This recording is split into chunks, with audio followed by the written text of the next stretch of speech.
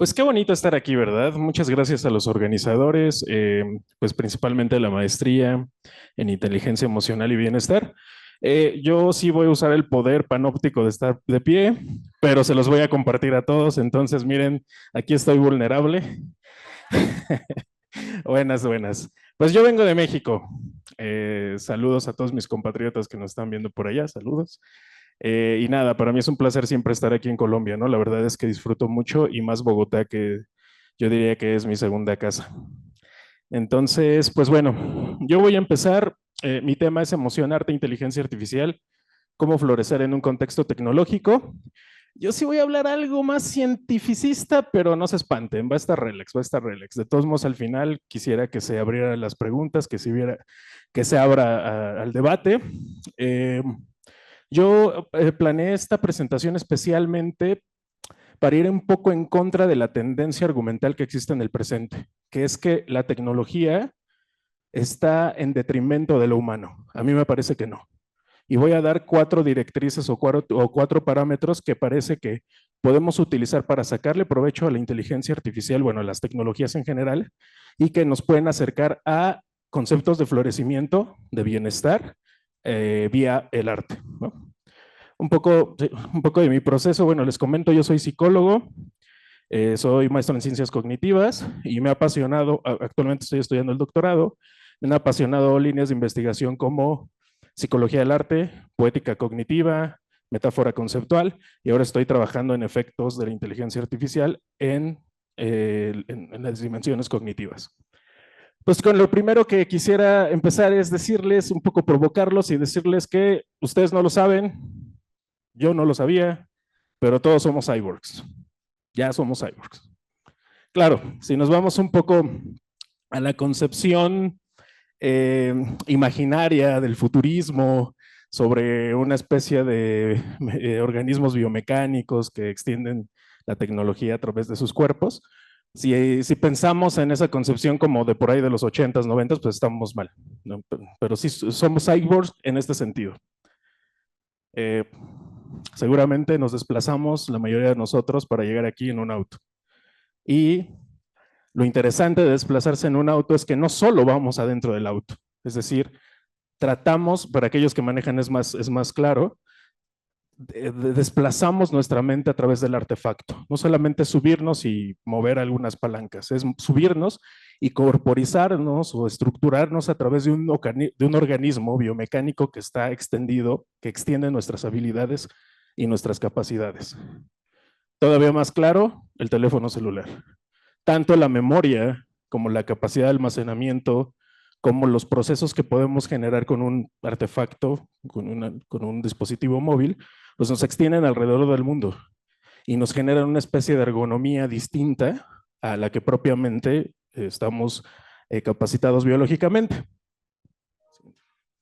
En ese sentido, quiero decirles que uno tiende a asociar lo tecnológico con lo novedoso, y creo que ahí hay un pequeño problema. Lo tecnológico tiene una genealogía, no apareció espontáneamente. Yo me baso principalmente en este filósofo que se llama Ortega y Gasset, perdón, que nos dice que la tecnología, número uno, es una especie de continuidad humana que nos ha permitido desvelar el mundo como es. Es decir, piensen en el mundo posible dado todos los artefactos que hemos desarrollado desde la prehistoria. Tenemos un mundo posible dado que pudimos desarrollar todas nuestras capacidades mentales a través de esos artefactos. Señor, por favor. Por ejemplo, este es un mejor ejemplo de cómo se desplaza la atención. Gracias. Lo teníamos ensayado, ¿eh? Lo teníamos ensayado. Muchas gracias, hermano. Entonces, hay una genealogía, hay un continuo, la tecnología no es espontánea, es decir, desde los primeros guijarros, el descubrimiento del fuego, cómo pudimos generar artefactos que le diéramos utilidad hasta la cerámica, todo esto dio por ende que empezáramos a generar una estructura del mundo muy distinta. Piensen en las ciudades como organismos vivos que fueron generados a través de esta tecnología. ¿Por qué se estructuran las avenidas o los espacios como están? ¿Por qué no de otra forma? Ah, bueno, porque hay autos. ¿No? Y antes de existir los autos, existían los medios de transporte como los caballos o los burros. Las ciudades tendían a ser más pequeñas y agolpadas hacia el centro. Posteriormente, la industrialización las hizo más amplias. La siguiente. En ese sentido, cuando hablamos de tecnología y lo asociamos a lo actual, pensamos en la inteligencia artificial como algo espontáneo. Y si bien hay que decir que esta tecnología en cierta forma encierra ciertas singularidades muy distintas a otro tipo de tecnologías, lo cierto es que no se podrían explicar sin todo lo anterior. Lo que tienen en la diapositiva es lo que creíamos por ahí del año 60 sobre qué es lo que iban a hacer las máquinas.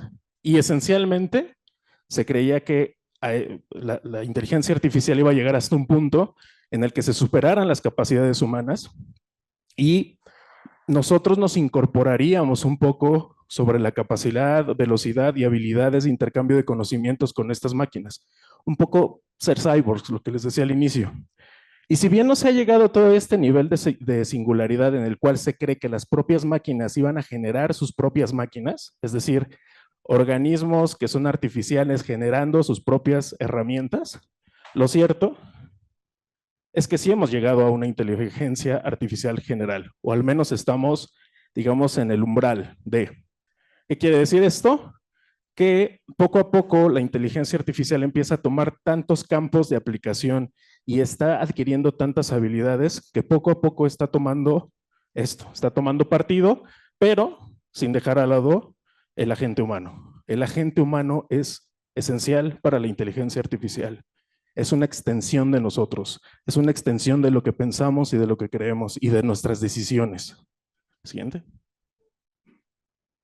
Ante esto, la pregunta sería, bueno, parece ser que son no solo disímiles, sino separadas el punto de lo humano, de lo que es propiamente humano, de la humanidad, con la tecnología y la inteligencia artificial. Entonces vienen mis 4 puntos. Muy bien. ¿Cómo florecer? Y por florecer me refiero al bienestar, que voy a ver un poco más adelante, en este contexto tecnológico. Número 1, como les dije, el primer argumento sería, la tecnología es un continuo que nos ha permitido desarrollar o desvelar realidades posibles. ¿Dale? Entonces, empecemos con ese punto. No nos peleemos con la tecnología. La tecnología no es intrínsecamente mala ni buena. Adelante. Como les decía, específicamente en la cuestión del arte, el arte en sí mismo sería un tipo de herramienta y un tipo de tecnología y depende de ciertas habilidades o ciertos desarrollos tecnológicos. De nuevo, no es espontáneo. El arte, y especialmente la filogenia, que quiere decir el desarrollo evolutivo del arte, está altamente asociada a qué tanto hemos tenido mecanismos de producción. Por ejemplo, los guijarros, como lo decía anteriormente, las pinturas rupestres, eh, toda la estructura alrededor de cómo ceñir una piedra a ciertos tipos de figuras, hasta, bueno, la arquitectura, ¿no?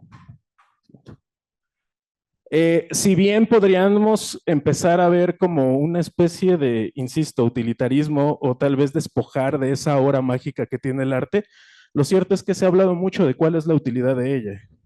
Y bueno, no por utilidad mal entendida. Hemos visto a lo largo de esta jornada cómo el arte sirve para algo, pero ese para algo parece ser inasible, pero todos estamos de acuerdo que es muy importante.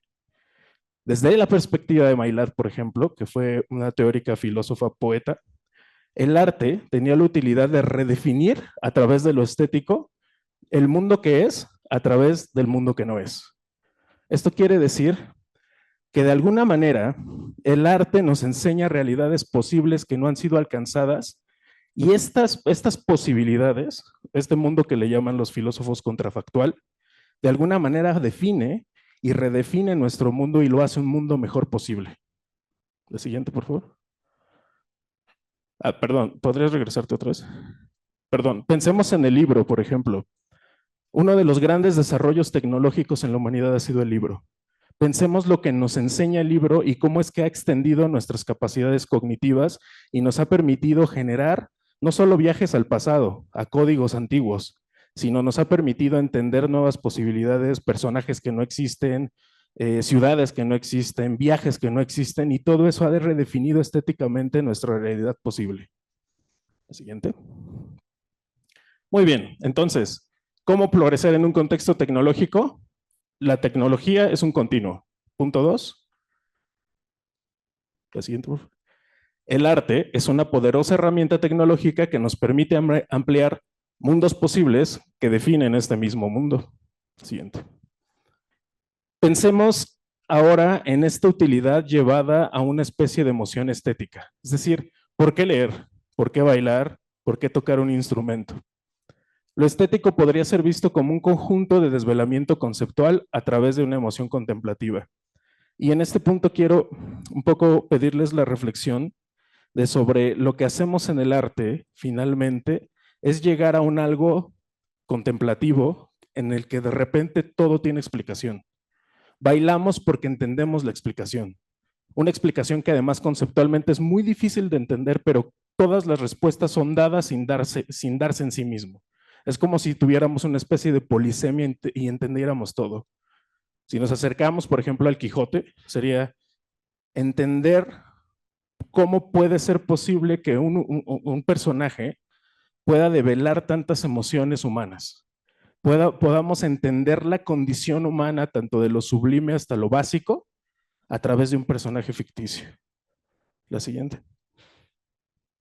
En ese sentido, y ya hablando de bienestar, y esta definición me gusta, una persona vive bien, es decir, tiene un flourishing o florece, en la medida en que emprende actividades, vive experiencias y procesos que no son instrumentalmente valiosos, pero que aprecia adecuadamente con una conciencia de alta calidad. Esto tiene todo el sentido con el arte. El arte no tiene en fin, esto que decíamos utilitarista, que tendría como fin entender, tratar de entender mundos posibles, sí, sin embargo, per se, instrumentalmente valioso, a veces pues no lo tiene. Es decir, si nosotros realmente nos pusiéramos en términos instrumentales a pensar por qué tocamos un instrumento, pues por el goce estético, pero ¿por qué el goce estético? Pues porque nos gusta. Y sería una especie de respuesta cíclica. Sin embargo, es donde está ahí es donde está lo verdaderamente fundamental y bello del arte.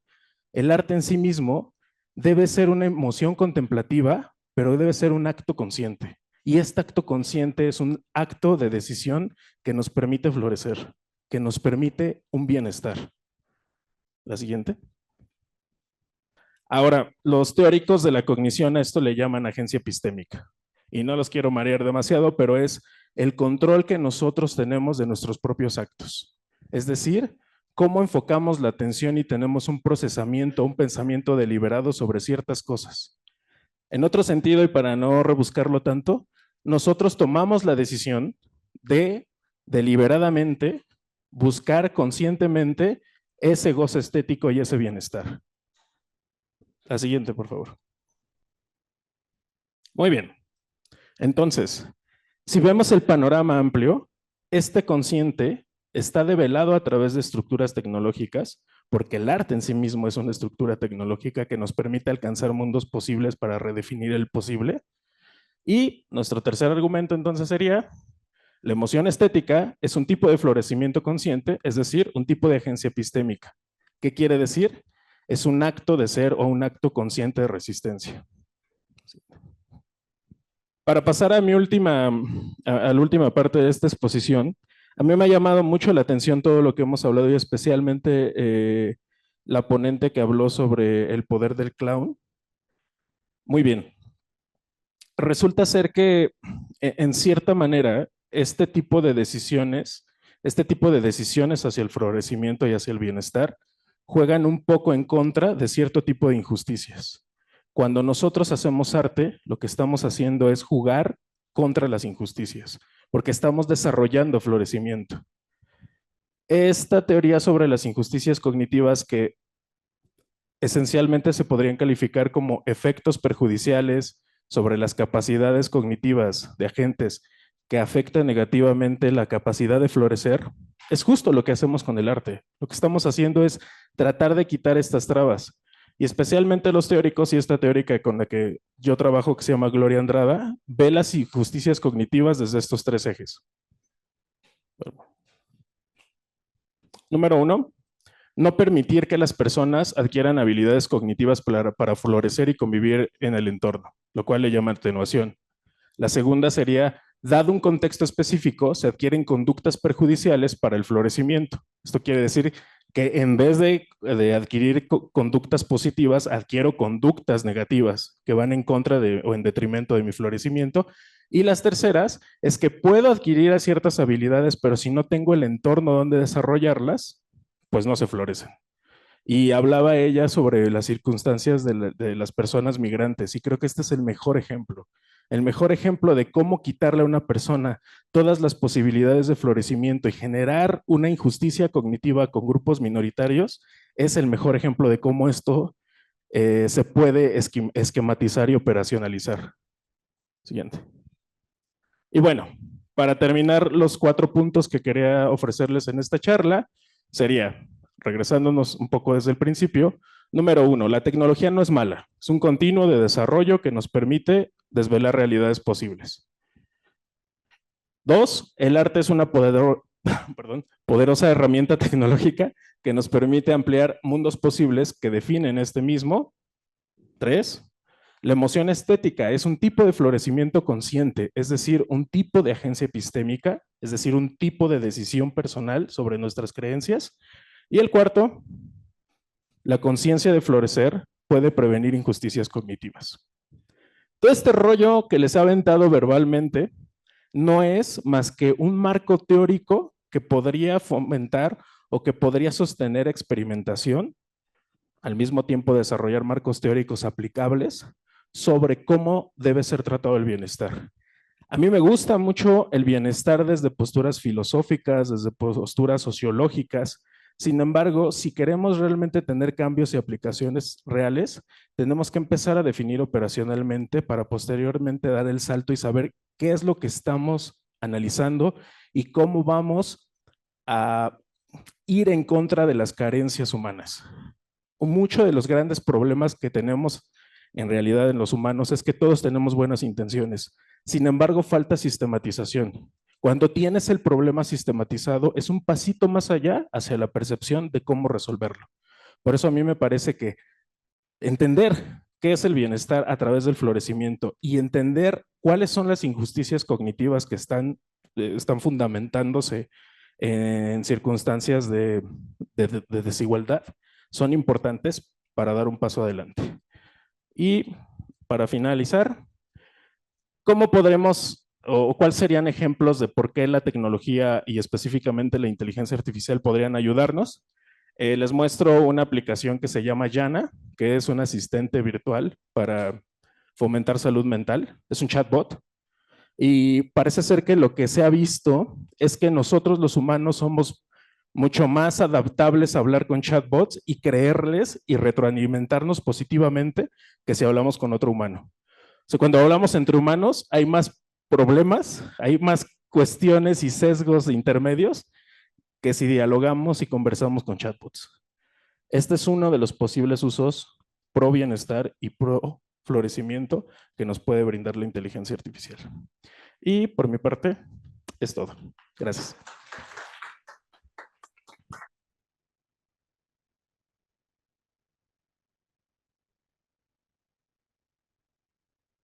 ¿Preguntas? ¿Dudas? ¿Quejas? ¿Comentarios? ¿No?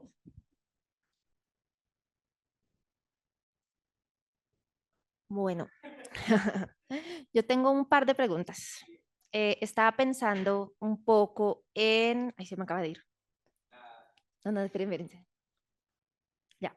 Estaba pensando un poco en precisamente esto del florecimiento del bienestar y todas estas aplicaciones para la salud mental y todas estas nuevas tendencias que hay. Y me llama la atención que ya en la vida cotidiana tú lo que encuentras ahorita en ChatGPT, había una manera, me gusta experimentar con el aparato, entonces al principio tan pronto salió, uno le escribía, me quiero morir, cómo me mato? Y había manera de que él sacara información. Ahora ya no se puede. O sea, ya inmediatamente te escribe como, por favor, consulta ayuda, no sé qué. Entonces me puse a hacer el mismo experimento en varias redes y lo estaba pensando porque ahora pues no solo la inteligencia artificial, sino la inteligencia metida en las redes sociales, metidas en plataformas.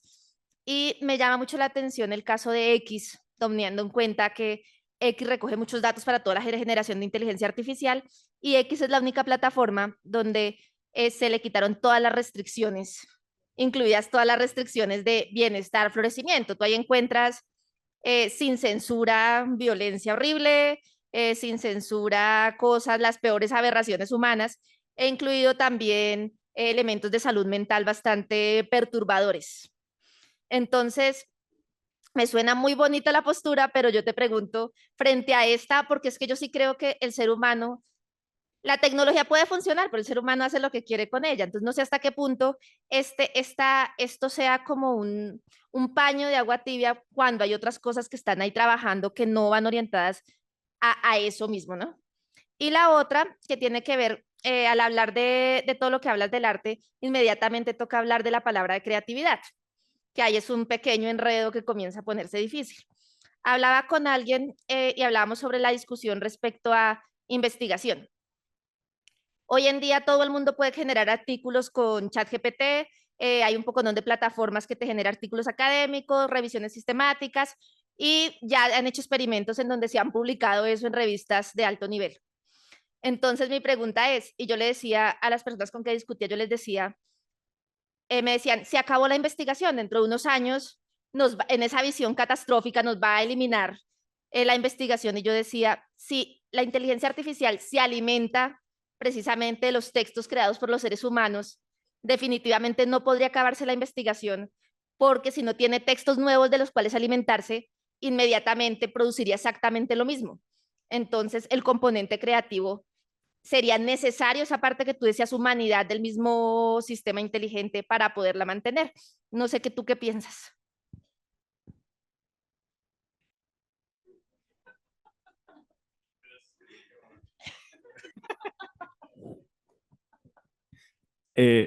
Voy a empezar con la segunda. Cuando le preguntaban a Sócrates qué creía de los libros, decía que era el peor invento del mundo, que habría que erradicarlos, porque lo que iba a hacer era ir en contra de la memoria, de que las personas fomentaran su memoria. Entonces, inicio con ese epígrafe para decirte lo siguiente. Si bien tenemos los psicólogos, especialmente modelos de creatividad, no se ha llegado todavía a saber exactamente qué es eso que llamamos creatividad, ¿no? Depende de muchas reglas emergentes.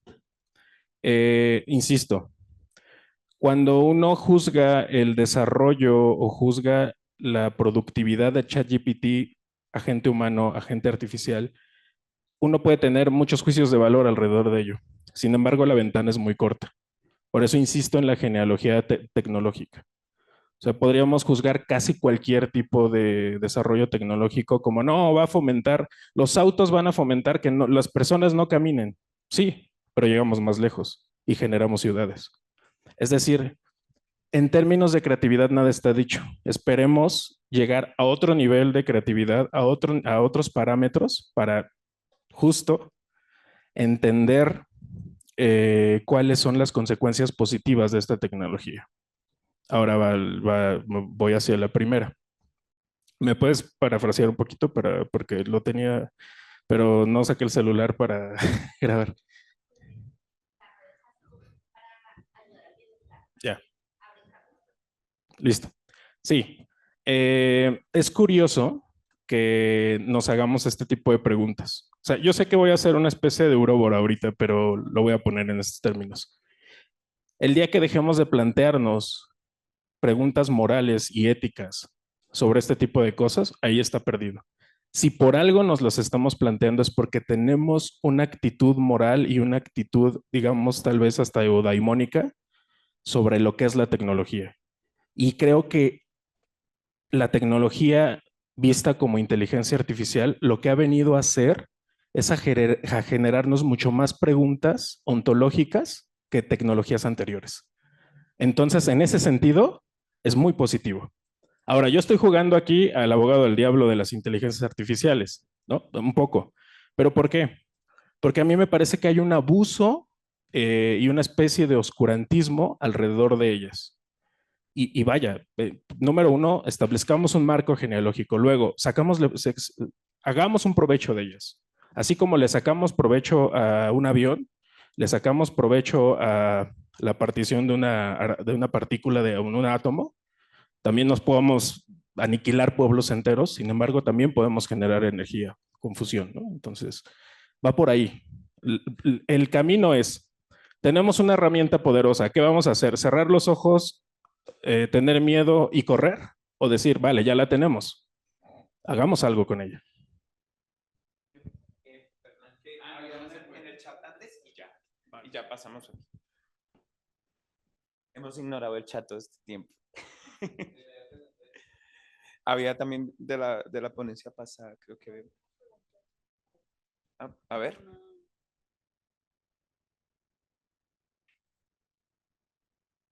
Ok, no, es un comentario, ¿no? Que considera que la postura es muy interesante y es necesario educar no solo a los jóvenes, sino a los padres en el manejo responsable de la tecnología. No era pregunta, era un comentario. Muy bien, entonces, volvemos. Yo también tengo una pregunta. Bueno, gracias, Josué. Hay algo que me impactó muchísimo. Yo trabajé recientemente con una artista que se llama Alba Triana, que les recomiendo que investiguen, porque yo creo que es la artista colombiana más conocida en el mundo y aquí no la conocemos. Y ella afirma que la tecnología es parte de la naturaleza. O sea, ella no divide la naturaleza de los desarrollos tecnológicos. O sea, ella dice que todo recurso que se ha generado desde la propia naturaleza es parte de la naturaleza. Entonces, sobre eso quería preguntarte, ¿tú cómo lo ves con relación a la inteligencia artificial? Sobre todo hay algo que planteaste y es desde la inteligencia artificial generativa. O sea, entonces, ¿cómo verías ese fluir de la naturaleza desde digamos, desde esa postura? Sí, recordemos que la inteligencia artificial generativa depende del humano, es decir, el ChatGPT. ChatGPT fue alimentado con muchas conversaciones humanas y poca gente sabe que entre la versión 2 y la 3 se corrigieron muchos discursos de odio y los que corrigieron fueron factores, o sea, fueron humanos, fueron agentes humanos literal fue gente que se juntó y que empezó a corregir como estos discursos de odio. Entonces, la inteligencia artificial generativa no es más que el reflejo de lo que nosotros hemos dado o hemos alimentado. Si bien el aprendizaje profundo no se sabe qué tipo de decisiones se está tomando, lo cierto es que los andamios o los cimientos de los que se basa somos nosotros. O sea, no nace espontáneamente. Nosotros podríamos, por ejemplo, decir, una novela es un artefacto generativo, ¿no? Es decir, un agente humano va a generar una obra generativamente a través de todos los andamios anteriores sociales. Y podría ser un discurso peligroso. Suena un poco raro, ¿no? Suena, pues ha pasado toda la vida de la historia de la humanidad. Pues esto es un poco parecido. Ahora, santo Dios, se revelaron las máquinas, vámonos, señores. ¿Qué es lo sí importante que hay que tener cuidado desde mi perspectiva? Dos niveles. El nivel micro, es decir, lo que nosotros estamos alimentando todo el tiempo con nuestros celulares, eso sí genera patrones de consumo que están adscritos a algo que se llama capitalismo de vigilancia, que no es más que cómo están vendiendo todos nuestros datos y están generando riquezas pocas personas con eso sí. Y lo otro que es un nivel macro, que nos permite establecer big data o que nos permite establecer modelos de comportamiento a nivel masivo. Eso sí es muy peligroso, pero no es peligroso por el agente mismo, es peligroso porque hay personas que usan eso para decirte, tu vuelo en Avianca puede ser, el próximo vuelo a Colombia en Avianca puede ser mejor en esta temporada. Y entonces eso influye en mis decisiones. En eso sí hay que tener mucho cuidado, en eso generativo. Pero insisto, eso tiene que ver con factor humano. Y era la última. ¿Por qué me discriminan? Pues quería hablar precisamente de lo que estaba hablando, de las tecnologías y las inteligencias artificiales, pues de que no son del todo malo, pero pues también de ver quién las controla, ¿no?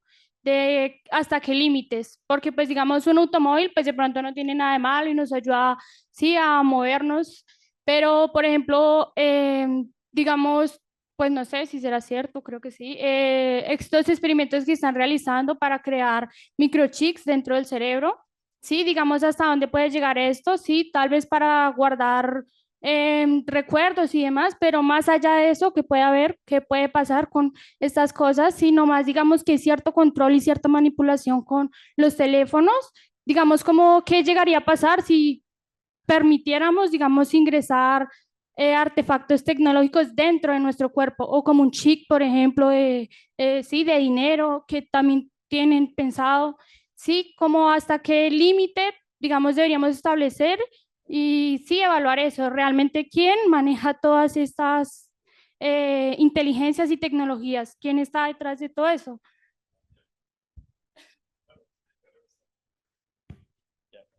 Les voy a dar un dato, como dice mi colega, un dato perturbador. Ya Neuralink, que era como este dispositivo, o sea, lo que hace Elon Musk realmente es como masificar tecnología, más que desarrollarla, porque ya hay cosas que están mucho mejor hechas. Les voy a dar un dato perturbador que es un paper que salió a principios de este año. Hubo un... Adelante, está bien. Hubo un grupo de investigadores japoneses que lo que hicieron fue mapear con la actividad cerebral, ponerla en una especie de módem y pasar la imagen o traducir la imagen de la representación ya en una imagen real. O sea, lo que tú estás pensando, lo que estás soñando, ya se puede ver en un monitor. Y eso es de este año. Eso supone retos éticos muy fuertes de privacidad, o sea, absoluta.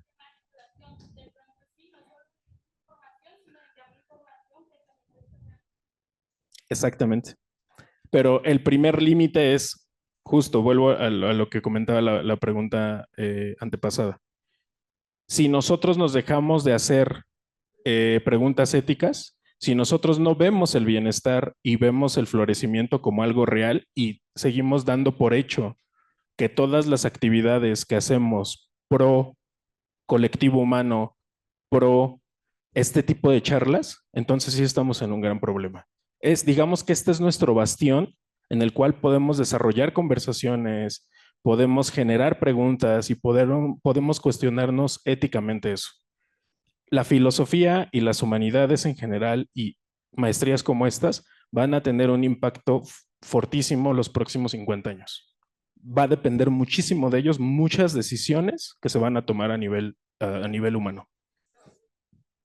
¿En el comercial? Por favor, grábenme, por favor, para que la próxima vez...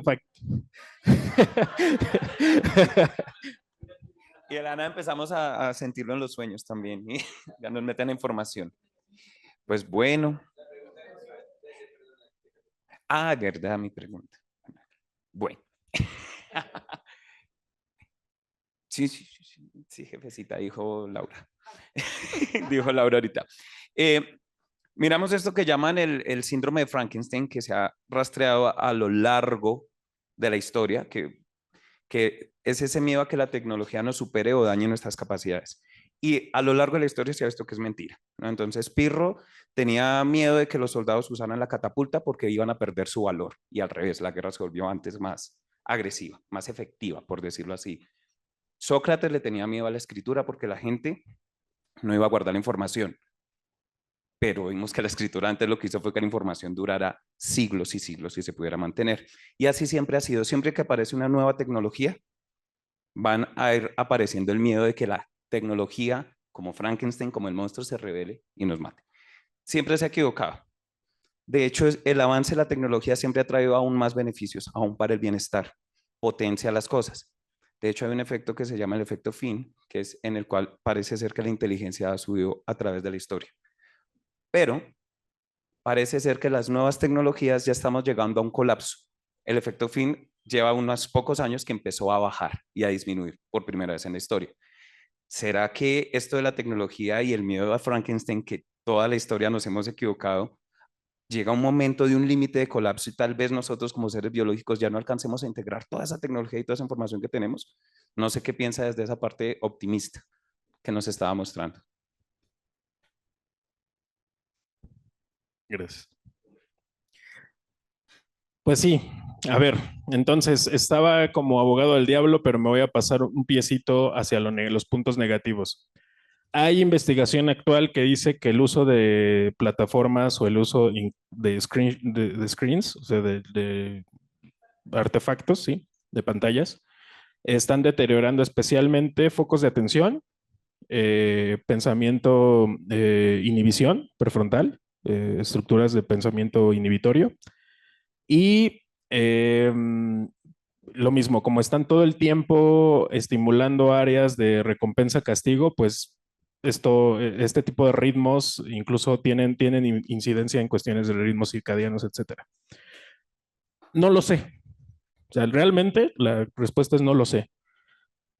Ahí tendríamos que apelar a dos tipos de líneas. Una que yo les hablaba que era la filogenética, es decir, ver a la especie a nivel desde arriba, ver al humano a nivel especie, a nivel de evolución, y otra a nivel ontogénica.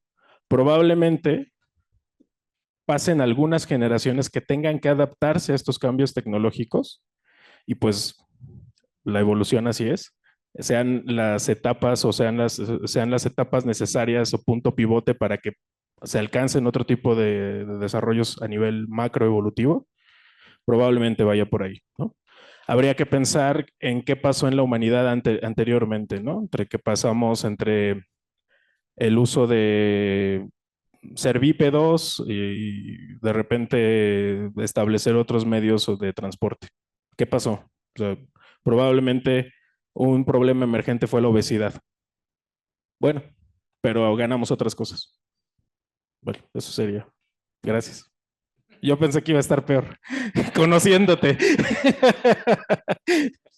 Me han hecho mala fama todo el evento, ¿sí se han fijado? Bueno, muchísimas gracias por su asistencia, muchísimas gracias por todos los ponentes, los talleres. Muchas gracias. Bueno, esperemos que hayan más eventos de este tipo. Bueno, pues no siendo más, lo siento, tenemos que salir rápido porque hay un montaje completo aquí afuera que tenemos ahorita una clase. Entonces, es eso, pero gracias, muchísimas gracias.